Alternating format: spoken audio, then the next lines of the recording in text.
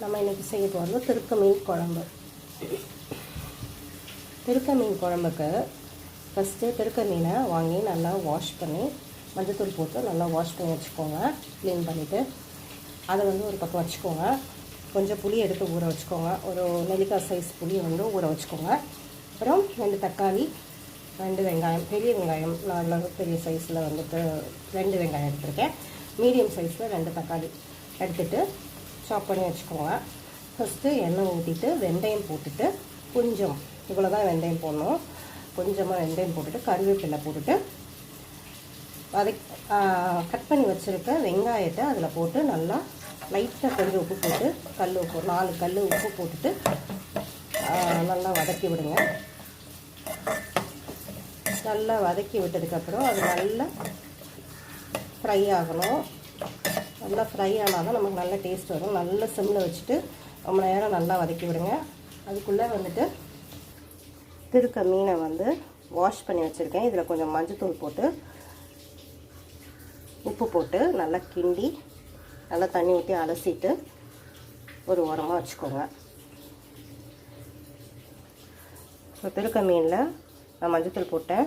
இப்போ இவ்வளோ உப்பு போட்டு நல்லா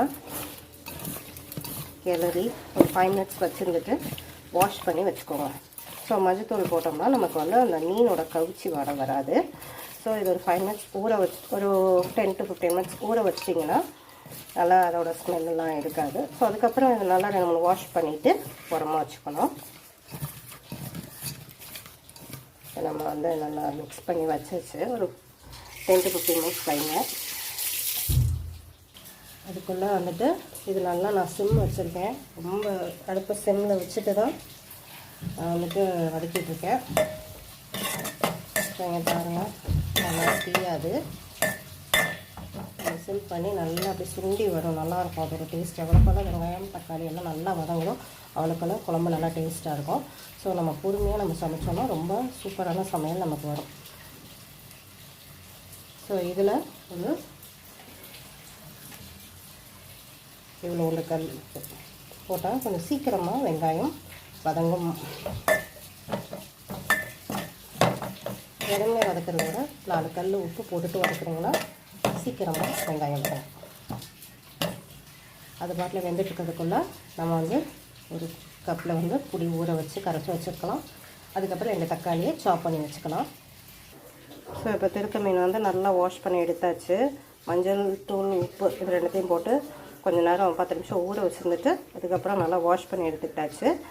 அடுப்பில் நம்ம வெங்காயத்தை போட்டு வதக்கிட்டு இருந்தோம்.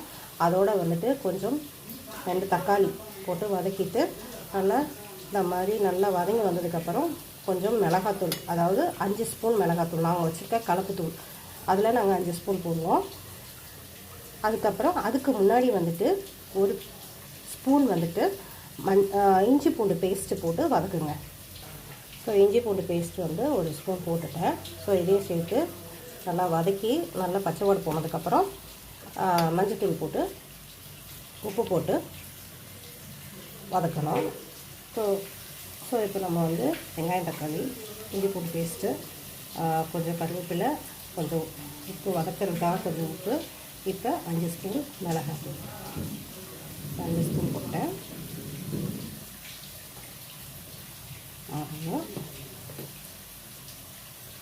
4 5. ஸோ இப்போ 5 ஸ்பூன் மிளகாத்தூள் போட்டாச்சு. ஸோ இதை போட்டு நல்லா தேவைக்கு இந்த மிளகாத்தூள் வாடை போகிற வரைக்கும் கொஞ்ச நேரம் வதக்கணும். அதுக்கு கொஞ்சம் கீழே அடி பிடிக்காமல் இருக்கிறதுக்கு கொஞ்சம் தண்ணி ஆட் பண்ணிக்கணும். அது இது புளிக்கரைச்சல் ஊற வச்சுருக்கேன்.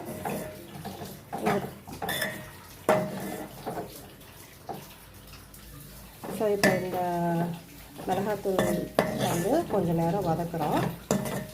வதக்கி அந்த பச்சை வாடை மஞ்சள் வாடை போகிற வரைக்கும் கொஞ்சம் நேரம் வதக்குங்க. இதுக்கப்புறம் கொஞ்சம் தண்ணி ஆட் பண்ணிக்கணும். ஸோ இப்போ நம்ம தண்ணி ஆட் பண்ணுறது கீழே பிடிக்காமல் இருக்கிறதுக்காக தண்ணி ஆட் பண்ணுறோம். ஸோ இதெல்லாம்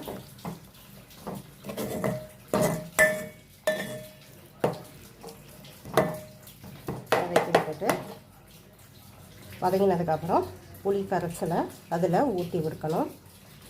புளியை வந்து வடிகட்டி தான் ஊற்றணும்.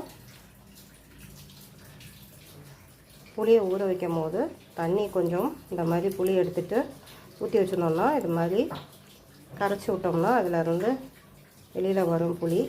ஸோ இதெல்லாம் மட்டும் எடுத்துகிட்டு தண்ணி மட்டும் எடுத்து நம்ம குழம்புல ஊற்றணும். இந்த வேஸ்ட்டோடு சேர்த்து ஊற்றக்கூடாது. அதனால் நம்ம தண்ணியை தனியாக கரைச்சி எடுத்துக்கிறதா இருந்தாலும் எடுத்துக்கலாம்.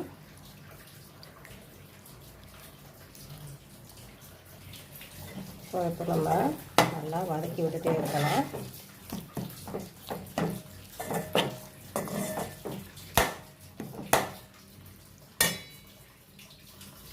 வதக்கி விட்டுட்டு புளி கரைசலை புளி தண்ணியை அதில் ஊற்றணும்.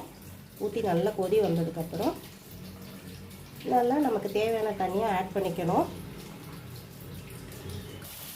நான் இப்போ கொஞ்சம் மிளகாத்தூளும் கொஞ்சம் உப்பும் ஆட் பண்ணியிருக்கேன். ஆட் பண்ணி நல்லா வதக்கி விட்டுருக்கேன். நாங்கள் மிளகாத்தூள்லேயே நாங்கள் மஞ்சத்தூள் போடுறதுனால நான் முதல்ல சொல்லலை. உங்களுக்கு தேவைன்னா நீங்கள் கண்டிப்பாக ஆட் பண்ணணும், மஞ்சத்தூள் ஆட் பண்ணணும். எனக்கு தேவையில்லாதனால நான் சொல்லலை. இப்போ நான் புளிக்கரிசலை அதில் ஊற்ற போகிறேன். ஸோ இப்போ நம்ம புளி தண்ணியை அதில் ஊற்றியாச்சு. ஸோ புளி தண்ணியை ஊற்றிட்டு கொஞ்சம் அப்படியே மிக்ஸ் பண்ணி விடுங்க. மிக்ஸ் பண்ணி விட்டுட்டு புளி தண்ணி கொதித்து வந்தோடனே உங்களுக்கு தேவையான தண்ணி, உங்கள் குழம்புக்கு தேவையான தண்ணி நீங்கள் ஆட் பண்ண போகிறீங்க. ஒரு சொம்பு தண்ணி ஊற்றிக்கோங்க.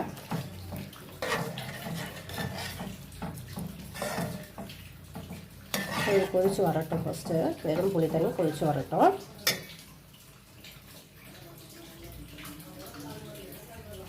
நம்ம கொதிக்கிற வரைக்கும் வெயிட் பண்ணுவோம். ஸோ இப்போ நம்ம புளி தண்ணி ஊற்றுனது கொதிச்சு வந்துடுச்சு. இப்போ நமக்கு தேவையான குழம்புக்கு தேவையான தண்ணியை நம்ம ஆட் பண்ண போகிறோம். ஸோ ஆட் பண்ணிடலாம். இந்த டம்ளரில் எனக்கு வந்து 4 டம்ளர்ஸ் நான் ஊற்ற போகிறேன். 1. ஸோ இப்போ நம்ம 4 டம்ளர் தண்ணி ஊற்ற போகிறோம்.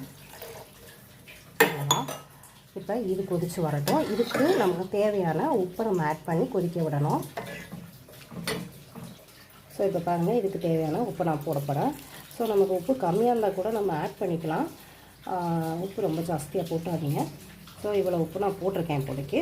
அதுக்கப்புறம் மீன்லாம் போட்டதுக்கப்புறம் பக்கத்தில் நம்ம ஆட் பண்ணிக்கலாம், ஒன்றும் ப்ராப்ளம் இல்லை. ஆனால் குறைச்சி போடுங்க, கூட போடாதீங்க. ஸோ இப்போ போட்டாச்சு. இது கொதித்து வரட்டும். கொதித்து வந்ததுக்கப்புறம் மீனை போட போகிறோம். மீனை போட்டதுக்கப்புறம் ஒரு சைடில் நம்ம தேங்காய் பேஸ்ட் ஆட் பண்ணணும். மீன் கொதித்து வந்ததுக்கப்புறம் அதுக்கு நம்ம தேவைக்கு என்னென்ன ஆட் பண்ணோம்? தேங்காய், அதுக்கப்புறம் பூண்டு, அப்புறம் ஸோ நம்ம இவ்வளோ தேங்காய் எடுத்துக்கிறோம். அதாவது இந்த மாதிரி ஒரு சின்ன மூடியில் நம்ம அரை மூடி தேங்காய் எடுத்துக்கிறோம். எடுத்துகிட்டு ஒரு 10 பல்லு பூண்டு, ஒரு கொஞ்சோண்டு சீரகம், கொஞ்சம் ஒரு ஒரு கொஞ்சமாக எடுத்து, ஒரு மிளகு ஒரு ஸ்பூன் அளவுக்கு எடுத்துக்கோங்க. ஒரு ஸ்பூன் மிளகு, ஒரு ஸ்பூன் சீரகம், இது 4த்தையும் ஒன்றா போட்டு கிரைண்ட் பண்ணி நம்ம ஒரு பக்கம் எடுத்து வச்சுக்குவோம்.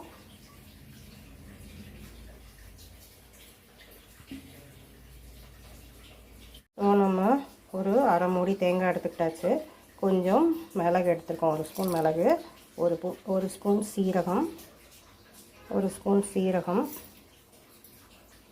ஒரு 10-15 பூண்டு பல் க்ளீன் பண்ணது.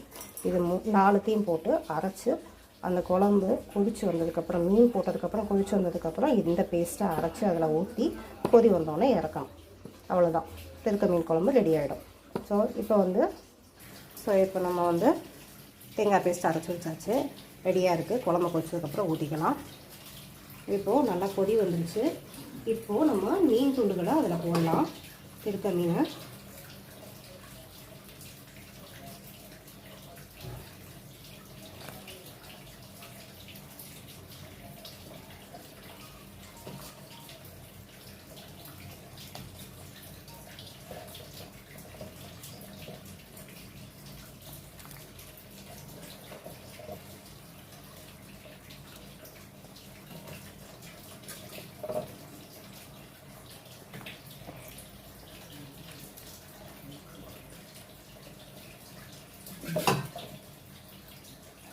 ஃபைனலாக நம்ம திருக்க மீனெல்லாம் போட்டாச்சு. இப்போ கொதி வந்தோன்னா தேங்காய் பேஸ்ட்டை அரைச்சி ஊற்றி இறக்கிட்டா குழம்பு ரெடி ஆகிடும். ஸோ கொதி வர வரைக்கும் வெயிட் பண்ணுவோம். இப்போ மீன் போட்டதுக்கப்புறம் நல்லா கொதி வந்துடுச்சு.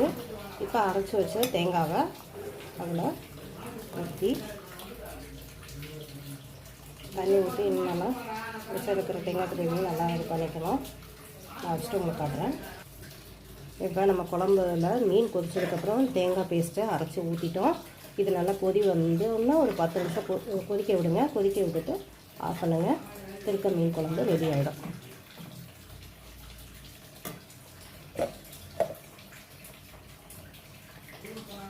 ஸோ மீன் தேங்காய் அரைச்சி ஊற்றினதுக்கப்புறம் மீன் குழம்பு நல்லா கொதி வந்துடுச்சு.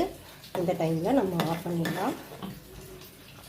உங்களுக்கு இன்னும் நல்லா திக்காக வேணும் குழம்பு அப்படின்னா மீனை போடுறதுக்கு முன்னாடி நீங்கள் வந்து தண்ணி ஊற்றி கொதிக்க விட்றீங்களே, அப்போ இன்னும் நல்லா வற்றினதுக்கப்புறம் நீங்கள் மீன் போட்டிங்கன்னா நல்லா திக்காக இருக்கும். இப்போ நான் மீன் குழம்பை ஆஃப் பண்ணிடுறேன். ஸோ திருக்க மீன் குழம்பு 10 மினிட்ஸ் கொதிக்க வச்சா போதும் தேங்காய் அரைச்சி ஊற்றினதுக்கப்புறம். ஸோ குழம்பு ஆஃப் பண்ணி வச்சு